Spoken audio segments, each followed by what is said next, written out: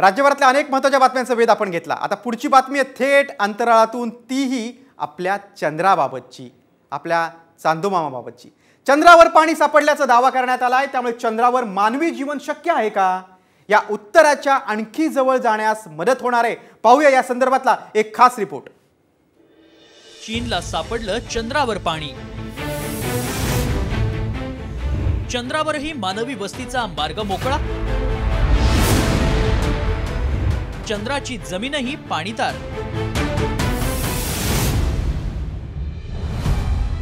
पृथ्वीसारखी सजीव सृष्टी परग्रहावर निर्माण होऊ शकते का, याचं जगभरातून संशोधन सुरू आहे। त्यामुळेच कधी मंगळावर तर कधी चंद्रावर पाण्याबाबत चर्चा होते आणि त्याच दृष्टीनं चंद्राच्या मातीतून पाणी वेगळं करण्यात शास्त्रज्ञांना यश आलंय। चीनी शास्त्रज्ञांनी हे आगळंवेगळं तंत्र विकसित केलंय। चीननं 2020 साली पार पडलेल्या चांग-ई-5 या मोहिमेद्वारे चंद्रावरची माती, दगड यांचे नमुने पृथ्वीवर आणले। हे नमुने हायड्रोजननं समृद्ध असल्याचं आढळलं। ही माती अत्यंत उच्च तापमानात गरम केली असता त्यातल्या पाण्याची वाफ झाली आणि अशा पद्धतीनं चंद्राच्या मातीतून पाणी वेगळं करण्यात आलंय। चंद्रावरच्या तब्बल 1 टन मातीतून जवळपास 50 ते 70 लिटर पाणी काढता येतं, असं संशोधनात आढळलं।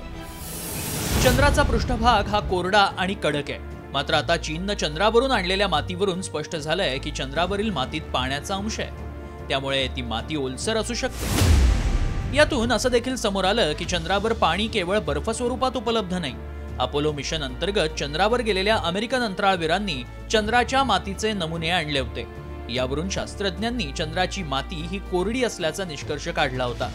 यालाही नासानं पाठिंबा देत चंद्राच्या पृष्ठभागावर पाण्याची कमतरता असल्याचं सांगितलं होतं। मात्र आता तब्बल 40 वर्षांनी हा दावा फोल ठरतोय। चंद्राच्या पृष्ठभागावर पाणी असल्याचं स्पष्ट होतंय। यापूर्वी 2009 रोजी भारताच्या चांद्रयान 1नं चंद्रावर पाणी असल्याचे संकेत दिले होते।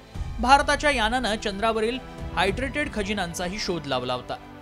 चंद्रावर कायमची वस्ती करण्यायोग्य सुविधा उभारण्यासाठी चीननं काही मोहिमा आखल्या आहेत। त्यासाठी हे संशोधन महत्त्वाचं ठरणार आहे। त्यामुळे आगामी काळात आणखी काय काय शोध लागतात आणि मुळात चंद्रावर माणूस राहू शकणार का, याबाबतचं कुतूहल आणखीनच वाढलंय।